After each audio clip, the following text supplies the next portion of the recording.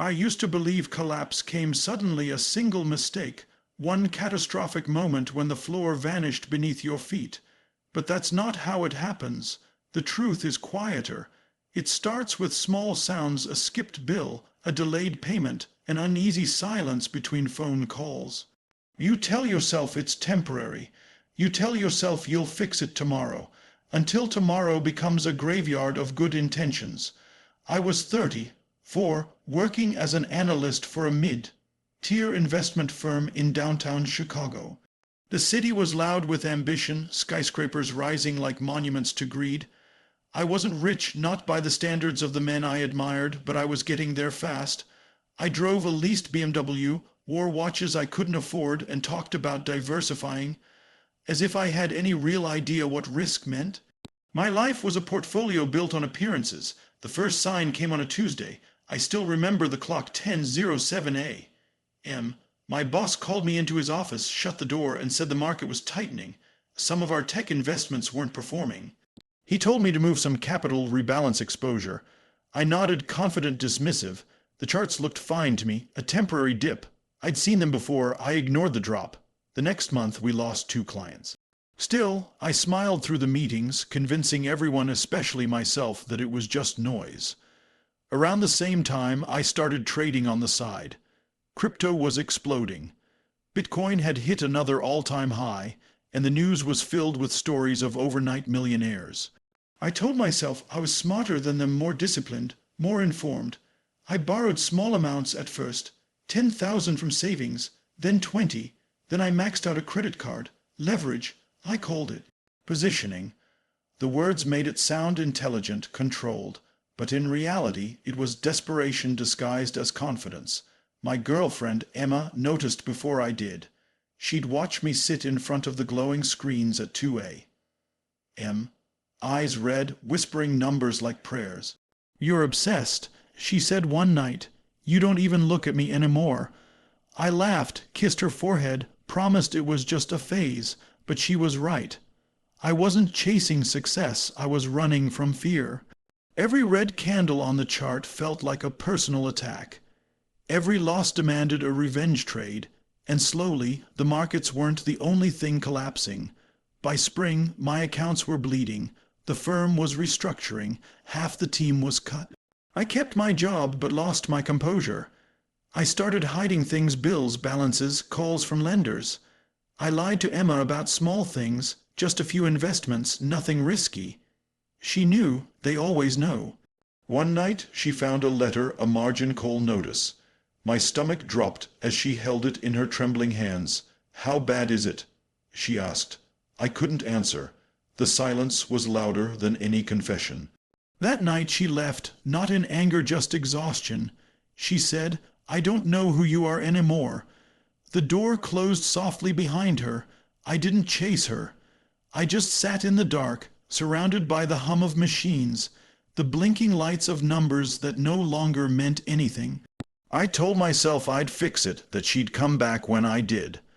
But fixing it meant doubling down, so I did. I liquidated what was left of my savings and bought into a new guaranteed yield platform promising 12% monthly returns. I didn't question it. Everyone on Twitter said it was the future. I watched my dashboard climb for weeks, profits that weren't real, numbers that meant nothing. Then, one morning, the website was gone. Just gone. The page read 404 not found. I refreshed it 10, 20, 50 times. Nothing. I'd been scammed. $65,000 gone in a blink. I remember staring at the screen, not even angry, just numb. Like part of me had been waiting for this moment all along. Days blurred into weeks. My firm eventually folded. They called it a strategic merger. I called it the end. I packed my desk into a cardboard box and walked out into the cold March wind with no plan, no savings, no purpose. I moved into a smaller apartment, then a cheaper one. I stopped answering calls from my parents. I didn't want to explain. The shame was heavy, almost physical, like carrying debt inside your bones. I spent months doing nothing. I'd wake up at noon, scroll through old charts, and imagine what might have been if I'd just listened to the early warnings, the small signs, the ones that whispered before they screamed. A missed payment here, a sleepless night there, the look in Emma's eyes. I ignored them all. I thought control meant confidence. I thought confidence meant safety. But it was arrogance pure and simple.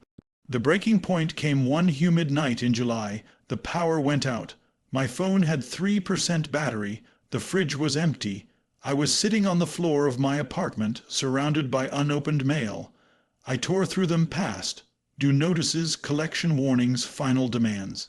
The red ink looked like blood, and somewhere between those envelopes I started laughing. It was a strange, cracked sound, because for the first time I realized the absurdity of it all. I'd built my life on borrowed time, borrowed money, borrowed confidence. And now I was bankrupt not just financially, but spiritually. That was the night I wrote myself a letter. I still have it. It said, "You can't rebuild what you keep pretending isn't broken." The next morning, I walked to a cafe, ordered black coffee, and opened my laptop. Not for trading, not for chasing, just to look for work. Any work. I found a freelance accounting gig, small business books. Nothing glamorous. $50 a job, but it was honest. It was real. I started keeping a journal, tracking every dollar I earned and spent. I deleted every trading app, every get-rich group, every illusion of control. I started learning again, not about markets, but about myself. Over the next year, I rebuilt slowly. I learned humility. I learned patience. I learned that numbers lie when you make them speak the language of ego. I stopped comparing my timeline to everyone else's. Emma reached out once, just a short message. "I heard you're doing better." I didn't reply right away. I waited until I could say it truthfully. "I'm learning." I wrote back. That was enough. 2 years later, I stood outside that same office building where it all began. Different job, different me. I wasn't rich, but I was stable. My credit was clean again. I paid my debts one by one, like small acts of redemption. I volunteered at a financial literacy nonprofit, helping people avoid the same mistakes I made. Sometimes I'd tell my story not to impress, but to remind. The signs are always there, I'd say. We just choose not to see them. Looking back, I realized the collapse didn't destroy me. It stripped away everything false, the noise, the pride, the illusion that success could be measured by a balance sheet. What it left behind was something honest, the man I was supposed to be before I got lost chasing numbers. Now, when I hear someone brag about their next big investment, I smile, not with judgment, with understanding. Because I've been there. I know the sound of the quiet warnings. I know what it costs to ignore them. And I know that sometimes losing everything is the only way to finally see clearly. If you're listening to this, maybe you've seen the signs to a growing silence in your life, a subtle fear you keep postponing. Don't. Look closer, because the truth is, collapse doesn't come suddenly. It starts with a whisper. And if you listen carefully, it's not a warning of destruction, it's an invitation to begin again.